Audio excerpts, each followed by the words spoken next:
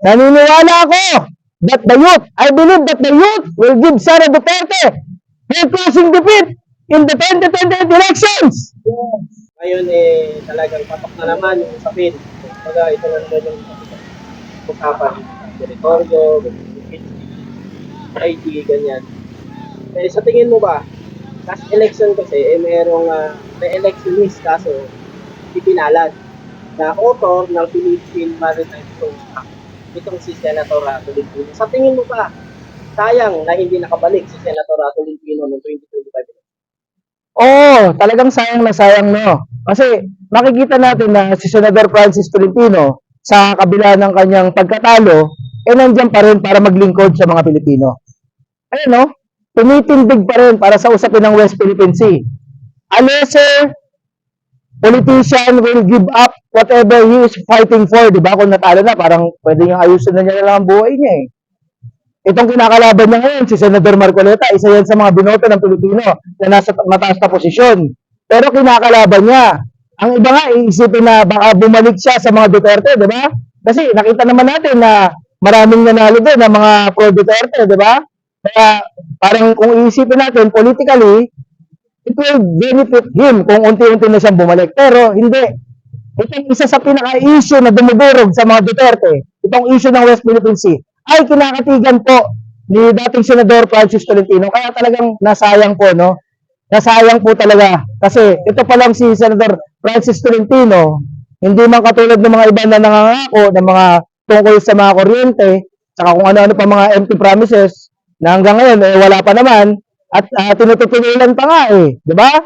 Dahil sa pamamagitan ng pagkatig sa naratibo ng China, malalagay sa alanganin yung Malampaya East 1, no? Na makakatulong sa pagpapababa ng kuryente. Kaya nga, lagi ko sinasabi, yan ang sigaw ko, Senador Marcoleta, baka naman, di ba? So, ito, si Senador Tolentino, sayang na sayang po, mga kababayan. Kasi, andyan pa rin po pala, kahit na siya'y natalo. Kung ano yung pinaglalaban niya noon, yung West Philippine Sea, hanggang ngayon ay kanyang ipinaglalaban. Yun po ang tunay na nagsiservisyo sa publiko.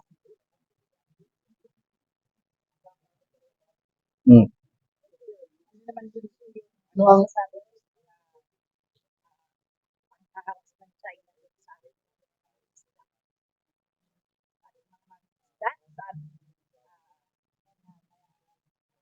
Coast Guard at ano yung masasabi niyo dyan sa mga China na talagang pinaitiral ang pagiging pagpapalo sa bansa? Ayan po, no, marami na po nagsasalita tungkol dyan. Dahil simulan ng sinabi ng ating Pangulo na Filipinos Net World ay lalong tumindi ang kaalaman, ang kamalayan ng Pilipino pagdating sa usapin ng West Philippine Sea. Ang masasabi ko po sa kanilang ginagawa ay dapat po patuloy natin kondinahin bilang mga Pilipino. Alam natin, ginagawa nila yan dahil sila ay makapangyarihang bansa.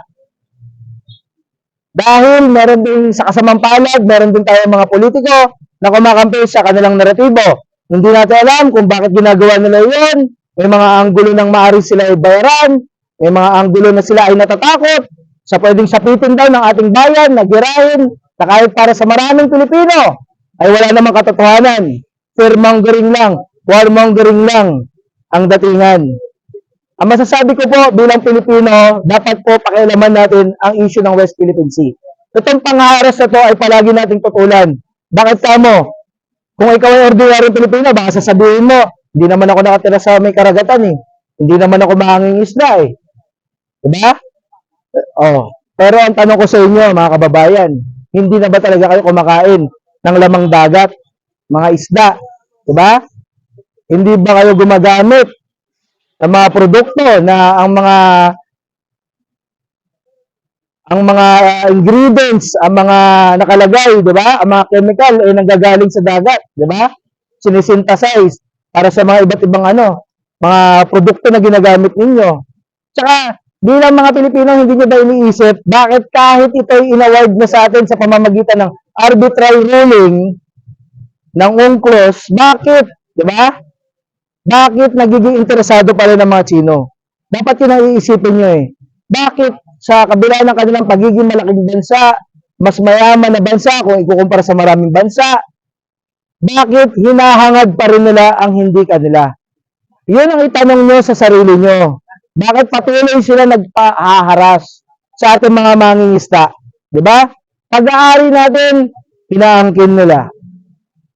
Yun na lang po ang iisipin nyo. Kaya pagdating sa pangaras na yan, huwag po natin tigilan. Kahit ako, mamaos ako na mamaos.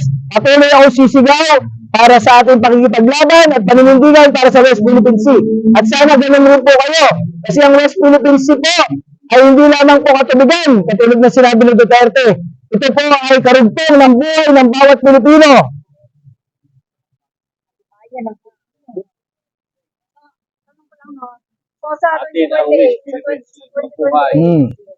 2028, ano ang masasabi mo? Ano ang dapat piliin ng mga Pilipino?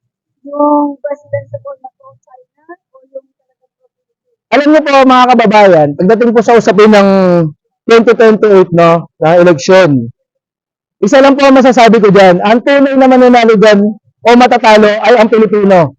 Hindi ang katulad ni Sara Duterte, hindi ang mga ibang politiko.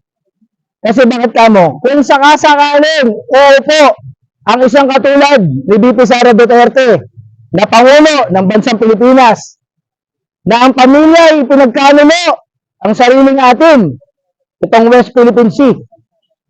Diyan po natin mapapatunayan na sa 2028, bobo pa rin ang mga Pilipino. Tama. Masakit na katotohanan. Kaya sa 2028, patunayan natin na hindi tayo magluluklok ulit ng isang Duterte. Isang Duterte na hanggang pangako lang ang kanyang binitawan pagdating sa usapin ng West Philippine Sea. Ang pinakamasaklap pa nito, hindi na tinupad. Gusto pang ipamigay. Di ba? Kaya itong ilagay nyo sa inyong kokote. Pag umupo pa ang isang hindi nararapat na kandidato, kasalanan na yan natin mga Pilipino. Kaya sa mga kabataan, ako'y nakikiusap sa inyo. Soon, ang West Philippine Sea issue ay ma-incorporate na sa inyong curriculum. Huwag po kayong mahiya na magsalita tungkol sa West Philippine Sea. Kapag nakakakita po kayo sa social media na may mga nambabash po sa ating mga opisyalis, sa mga personalidad, sa aming mga kagaya namin mga vloggers, mga nagrarally na ipinaglalaban ng West Philippine Sea, ay samahan niyo po kami sa laban. Ha? Tutukan niyo po itong issue na ito. Dahil katulad ng sinabi ni Rizal, 100 taon na mahigit, kayo ang pag-asa ng bayan. Mananatili ang katotohanan hanggat buhay ang lahat ng mga Pilipino. Okay. Mabuhay ka. Tama ng West Philippine Sea. Akin to!